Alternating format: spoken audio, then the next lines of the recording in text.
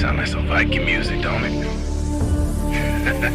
Yeah, gotta get it out the mud, that's the only way to win. Who am I to point the finger like I never ever seen? Been through the ups and downs like the letter N. They don't let you through the door, better kick that again.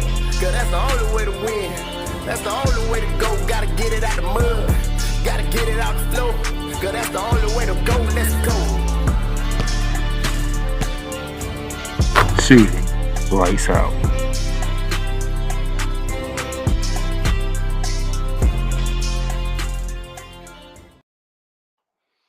Good morning, ladies and gentlemen. Those of you who are staying in the state of Florida as I am, I hope you are safe and sound right now, as we do have a hurricane bearing down on the state of Florida. Nevertheless, I am here to play Make and I gotta continue our Team USA coverage of the FIBA World Cup as they played their third and final group play in this wonderful tournament. So we're gonna jump right into it. As you see, talking World Cup.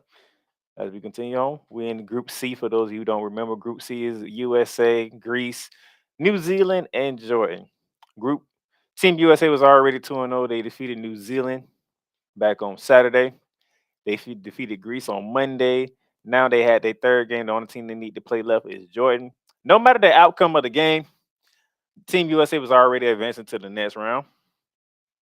But you know how it goes in these type of tournaments. You got to play everybody, even if you already solidified your spot. So they had to play Germany. They had to play Jordan. And the main reason why y'all didn't know because they played at 4:40 in the morning. I think that's like mm, I think that's like maybe 6:40 local time for them in the afternoon. But yeah, they played 4:40 in the morning.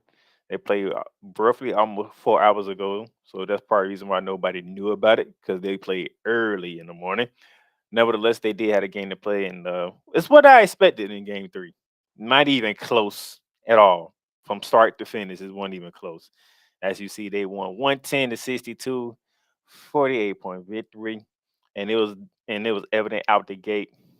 First quarter, 31-12. Second quarter, they put up another 31. They went to halftime up 29, and as you can see, it Jordan had no nothing. They had nothing for Team USA. So Team USA handled business as they're supposed to. Finish off group play 3-0. They shot a little bit better in this game, 48% from the field, 34.5% from three. They doubled Jordan from the 3-point line. They out they held Jordan to 33% shooting, 23.8% from the 3-point line.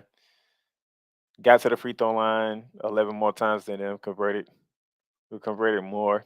I rebounded them by 22, as you can see.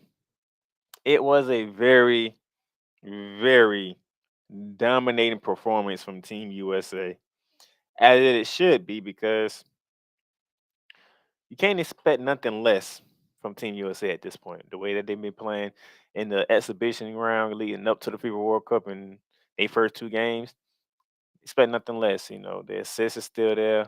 It is amazing how this team is gelling together at the right time.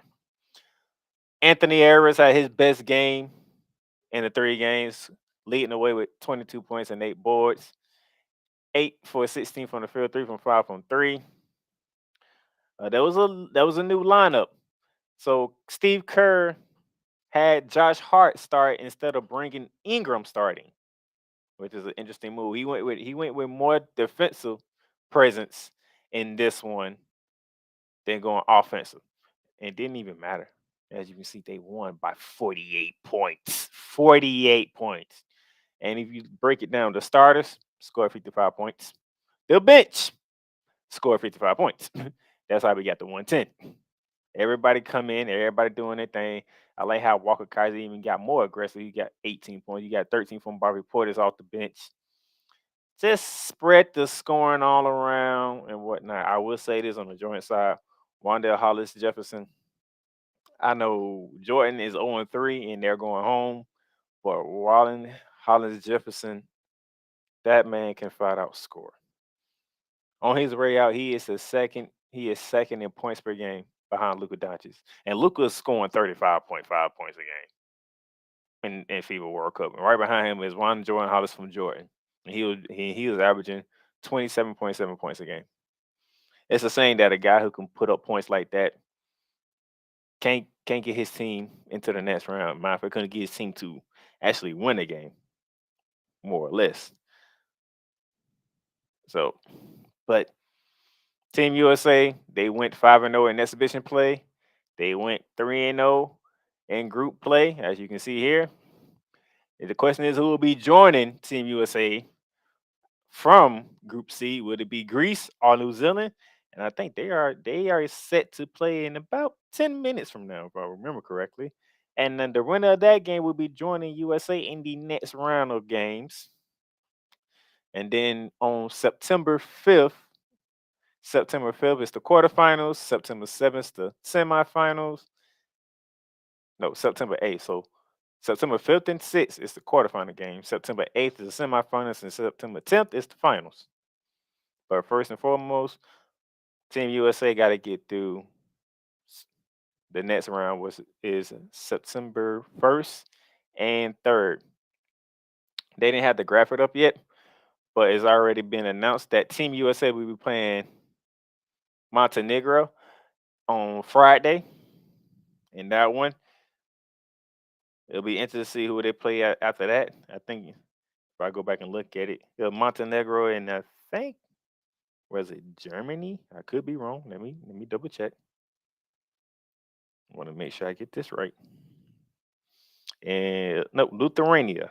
So whoever out of Greece and New Zealand that join USA will be joining them with Montenegro and Lithuania in the next round. So that should be interesting to see how that goes for Team USA with no problem. But I'm like what I'm saying. I loved how this team has come together, gelled together. All egos are put aside. There's no tension. There's no I do this, do that. Anthony Harris finally got his outgoing performance. Now, could we get one from Jalen Brunson maybe in the next game? Maybe Brandon Ingram finally found his stroke in that game. Because Austin Reeves has came off the bench and done well. Paulo Banchero has come off the bench, did well. Bobby Portis in this game today, giving you 13 off the bench. It's nice to see different guys take different leaderships in different games. So we need to keep it up. We got through one part of the FIBA World Cup. We are on to the next. September 1st, we get Montenegro.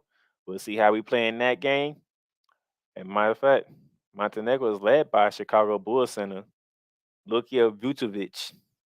So that's going to be interesting. Vucevic dealing with, Jaren Jackson Jr., maybe Bobby Portis at a time, Walker Kaiser at a time. If Steve Kerr lets to go that route with his bigs, he may stick with Pablo Banchero at the backup center spot. But it's gonna be an interesting game when we see them Friday for Montenegro and see how they style plays and how Team USA can keep amping up what they are doing. Each game they getting better and better, and it's not looking good for everybody else right now. So there you go. Team USA 3-0 in group play. Moving on to the next round.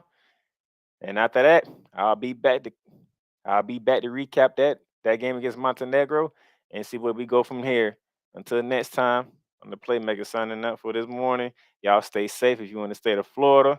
And also, by the way, Bearing Down the Gridiron today is coming out 1 p.m. Eastern Standard Time. Previewing the SEC, getting you ready for week 1 of the college football season. I will see you then.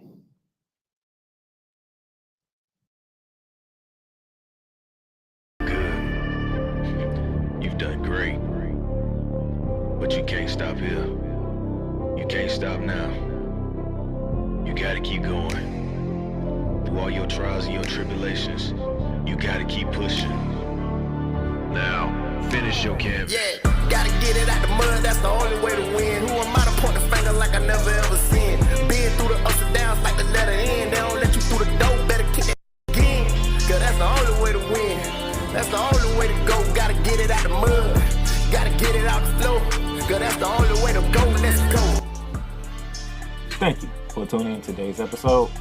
If you want to follow the podcast, you can follow it on all streaming platforms, including Apple Podcasts, Google Podcasts, Spotify, Stitcher, and a whole lot more.